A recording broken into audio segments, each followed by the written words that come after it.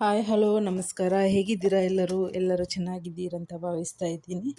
ಇವತ್ತು ನಾನು ನಿಮ್ಮೊಂದಿಗೆ ಒಂದು ರೆಸಿಪಿನ ಶೇರ್ ಮಾಡೋಣ ಅಂತ ಬಂದಿದ್ದೀನಿ. ಅದು ಯಾವುದಂದರೆ ಮಟರ್ ಪನ್ನೀರ್ ಗ್ರೇವಿ ಯಾವ ರೀತಿ ಮಾಡೋದಂತ ಈ ವಿಡಿಯೋದಲ್ಲಿ ನಿಮಗೆ ತಿಳಿಸ್ಕೊಡ್ತಾ ಇದ್ದೀನಿ. ಇಲ್ಲಿ ಒಂದು 200 ಗ್ರಾಮ್ಸು ಪನ್ನೀರನ್ನು ನಾನು ತೆಗೆದುಕೊಂಡಿದ್ದೀನಿ. ಅದನ್ನು ಫ್ರೈ ಮಾಡ್ತಾ ಇದ್ದೀನಿ. ಅದನ್ನು ಫ್ರೈ ಮಾಡಿ ಇಟ್ಟಾದಮೇಲೆ ಇಲ್ಲೊಂದು ಮಿಕ್ಸಿ ಜಾರ್ ತೆಗೆದುಕೊಂಡು ಅದಕ್ಕೆ ಒಂದು ಕಟ್ ಮಾಡಿದ ಈರುಳ್ಳಿ, ಸ್ವಲ್ಪ ಶುಂಠಿ, ಸ್ವಲ್ಪ ಬೆಳ್ಳುಳ್ಳಿ, ಸ್ವಲ್ಪ ಕೊತ್ತಂಬರಿ ಸೊಪ್ಪು, 2 ಕಾಯಿ ಮೆಣಸು, ಸ್ವಲ್ಪ ನೀರನ್ನು ಹಾಕಿ ನುಣ್ಣಗೆ ರುಬ್ಕೊಂಡಿದ್ದೀನಿ. ಈಗ ರುಬ್ಬಿ ಆಯಿತು.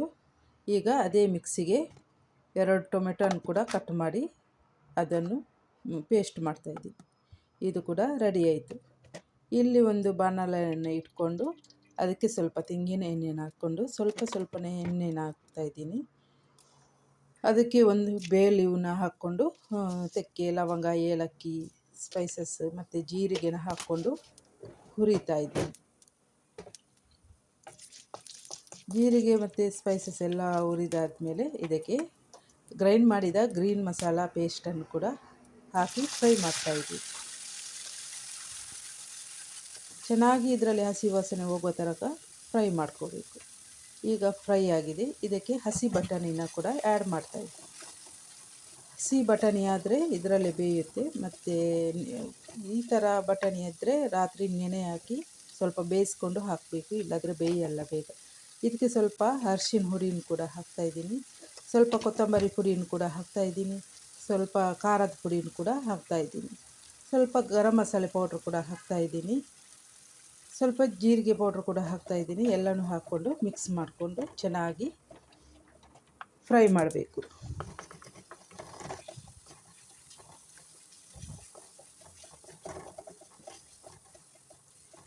ಚೆನ್ನಾಗಿ ಫ್ರೈ ಆಗಿದೆ. ಈಗ ಚೆನ್ನಾಗಿ ಫ್ರೈ ಆಗಿ ಎಣ್ಣೆ ಎಲ್ಲ ಬಿಟ್ಕೊಂಡು ಬಂದಿದೆ ಸೈಡಲ್ಲಿ. ಈಗ ಟೊಮೆಟೊ ಪ್ಯೂರಿನ ಕೂಡ ಹಾಕ್ತಾಯಿದ್ದೀನಿ. 2 ಕಟ್ ಮಾಡಿದ ಟೊಮೆಟೊ ಗ್ರೈಂಡ್ ಮಾಡಿದ್ದು ಅದನ್ನು ಕೂಡ ಸೇರಿಸ್ತಾ ಇದ್ದೀನಿ. ಈಗ ರುಚಿಗೆ ತಕ್ಕಷ್ಟು ಉಪ್ಪು ಕೂಡ ಹಾಕ್ತಾಯಿದ್ದೀನಿ. ಈಗ ಚೆನ್ನಾಗಿ ಇದು ಕುದಿಬೇಕು. ಚೆನ್ನಾಗಿ ಕುದಿದು ಬಂದಿದೆ ನೋಡಿ. ಚೆನ್ನಾಗಿ ಎಣ್ಣೆ ಎಲ್ಲ ಬಿಟ್ಕೊಂಡು ಬಂದಿದೆ. ಎಲ್ಲ ರೆಡಿಯಾಗಿದೆ ಮಸಾಲ. ಈಗ ಇದಕ್ಕೆ ಫ್ರೈ ಮಾಡಿದ ಪನ್ನೀರನ್ನು ಕೂಡ ಆ್ಯಡ್ ಮಾಡ್ತಾಯಿದ್ದೀನಿ.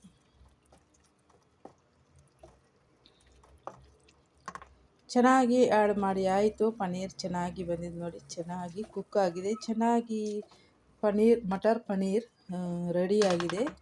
ಈಗ ಇದರ ಮೇಲಿಗೆ ಸ್ವಲ್ಪ ಕೊತ್ತಂಬರಿ ಸೊಪ್ಪನ್ನು ಕೂಡ ಕಟ್ ಮಾಡಿ ಹಾಕ್ತಾಯಿದ್ದೀನಿ. ಚೆನ್ನಾಗಿ ಬಂದಿದೆ ನೋಡಿ. ಮಟರ್ ಪನ್ನೀರ್ ಗ್ರೇವಿ ನಿಮಗೂ ಮನೆಯಲ್ಲಿ ಮಾಡ್ಬೋದು. ಚಪಾತಿ, ಅನ್ನಕ್ಕೆ ಯಾವುದಕ್ಕೂ ತಿನ್ಬೋದು. ಚೆನ್ನಾಗಿ ಟೇಸ್ಟ್ ಬಂದಿದೆ. ಚೆನ್ನಾಗಿ ಟೇಸ್ಟ್ ಕೂಡ ಇರುತ್ತೆ. ನೀವು ಮನೆಯಲ್ಲಿ ಮಾಡಿ ಮತ್ತು ಯಾವ ರೀತಿ ಬಂದಿದೆ ಅಂತ ನನಗೂ ತಿಳಿಸಿ. ಇಷ್ಟ ತನಕ ನನ್ನ ಈ ವಿಡಿಯೋ ನೋಡಿದ್ದಕ್ಕಾಗಿ ಎಲ್ಲರಿಗೂ ಧನ್ಯವಾದಗಳು. ಈ ವಿಡಿಯೋ ಇಷ್ಟ ಆದಲ್ಲಿ ನೀವು ಪ್ಲೀಸ್ ಶೇರ್ ಮಾಡಿ, ಲೈಕ್ ಮಾಡಿ, ಕಮೆಂಟ್ ಮಾಡಿ, ಸಬ್ಸ್ಕ್ರೈಬ್ ಮಾಡೋದನ್ನು ಮಾತ್ರ ಮರೆಯಬೇಡಿ ಅಂತ ಹೇಳ್ತಾ ಎಲ್ಲರಿಗೂ ಬಾಯ್ ಆಲ್.